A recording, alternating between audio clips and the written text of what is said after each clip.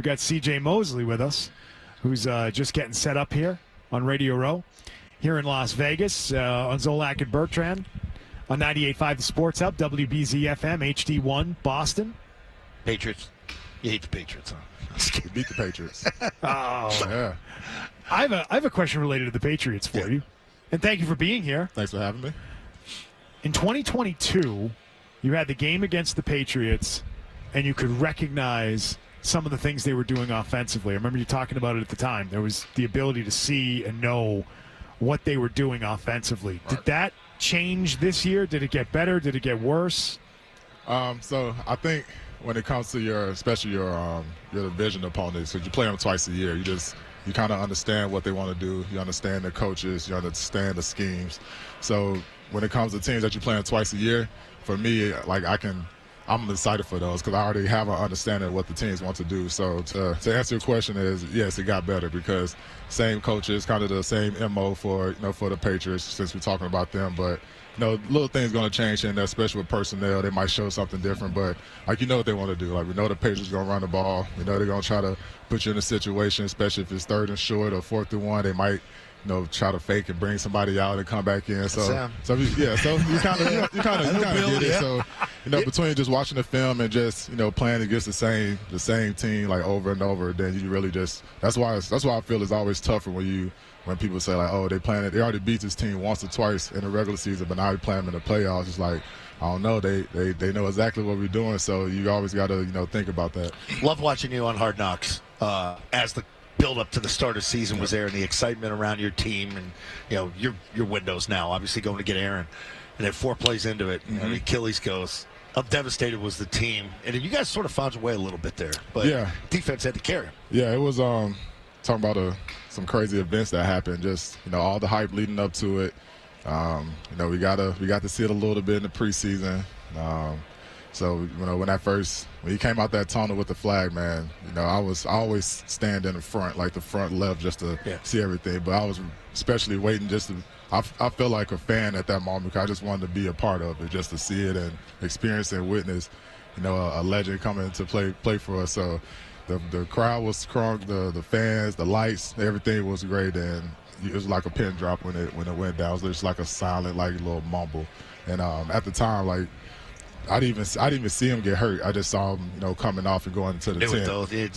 So like once he didn't come back, the game was going the way it did. Like especially on the defense side, we didn't really have time to think about that. Shout out to Jay Whitehead. 3 interceptions that game. So the defense did their thing, but just fast forwarding through that season, man, it was just.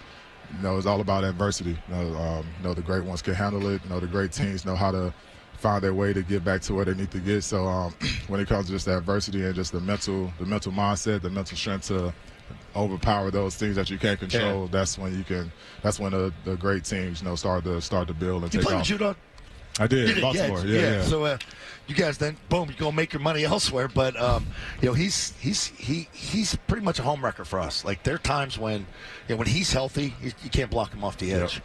But I think he's in a year now to where he gets a little more of a bump and a guarantee, and he's sort of held out at the beginning of camp. We're worried about him coming back next year because it's lower money, but he's another guy. He'll hold out probably to get his money. I mean, he has a high motor. Just watching him. Come in as a rookie at Baltimore, then obviously see him take off and get his bag. That's killed Tennessee in that playoff game. Yeah. So I mean, he can wreck a game by himself. He's great in the run game. He can set an edge. He's a strong, big guy. So obviously health is first. So hopefully he's doing all the right steps to get his body back to the right space, and obviously the mind is a big part of that. But once he's on the field, he's going to do his job, so I'm definitely not worried about that part. Jets linebacker C.J. Mosley, 5-time Pro Bowler. You've been in the league a long time, played a lot of games against the Patriots, and earlier this season, Bill Belichick had a lot of praise for you before one of the matchups. Talked about you being the guy. Even with all the talent on your defense, he said you are the guy that makes that thing go. Were you surprised when you found out Bill Belichick was no longer going to be the coach of the Patriots after you've competed against that team with him on the sideline so many times? Yeah, he's been a Patriots coach since I've been alive. So, I mean, just that statue of him just being part of the Patriots, the organization. It's definitely gonna look different. No, it was weird, like talking about it when the media was asking me the week of, like how do you feel about his career and this and that. Like, I said, you guys talking to him like he's like got fired already. So at the time, it wasn't that he didn't know like what was going to happen. But when he started just to talk about my game and just him recognizing it and speaking on it, I felt very humble and honored for that. So it's never would have imagined that.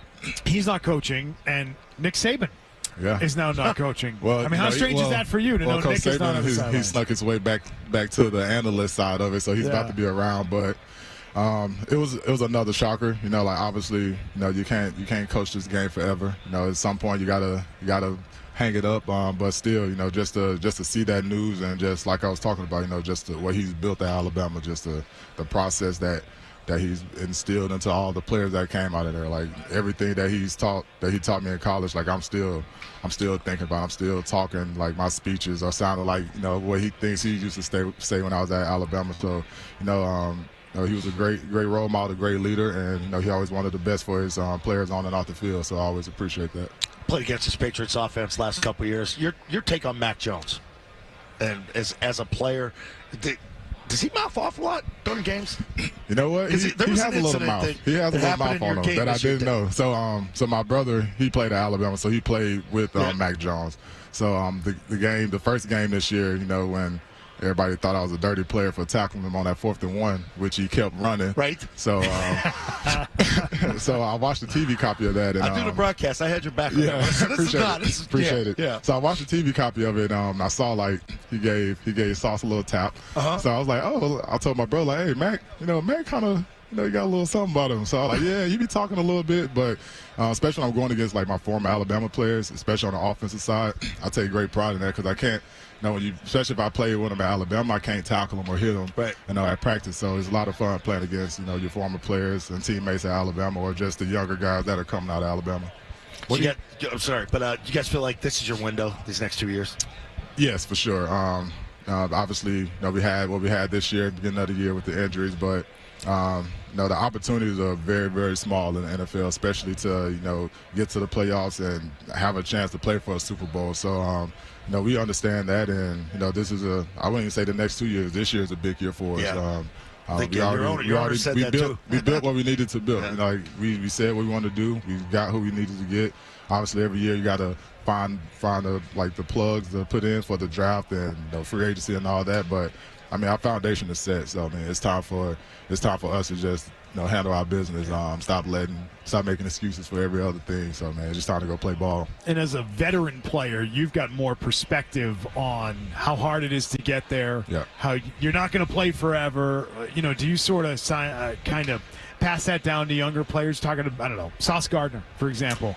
It's hard. It's hard to get that through people's heads sometimes because I was in that space. I was fortunate to be at Alabama, then get drafted by Baltimore. So I've been on 2 teams that already had the blueprint and also had the leadership and the veteranship to oversee like the adversity stuff that we're talking about. Like every year we knew like, hey, this is our year every year. So now, I'm in a different situation. New team. My first year I get hurt. Second year COVID, then we got a coaching change. So, those 3 things that you don't want when you go into a new team. But, we have to build that. It was a certain way when I got there, and it's been getting better every single year. And then you can see, the production that we've had. Because you talked about the Jets in 2019, and you talk about the Jets right now. We haven't won anything, but the perception of it has definitely changed. So we've done the right things. So now it's just time to put it all together. Who do you think is going to win the Super Bowl? I'm still 50-50 right now. You played against both this year, right? No, I didn't. We didn't play the 49ers this year. Oh, I thought you did. We have them next year though. Okay.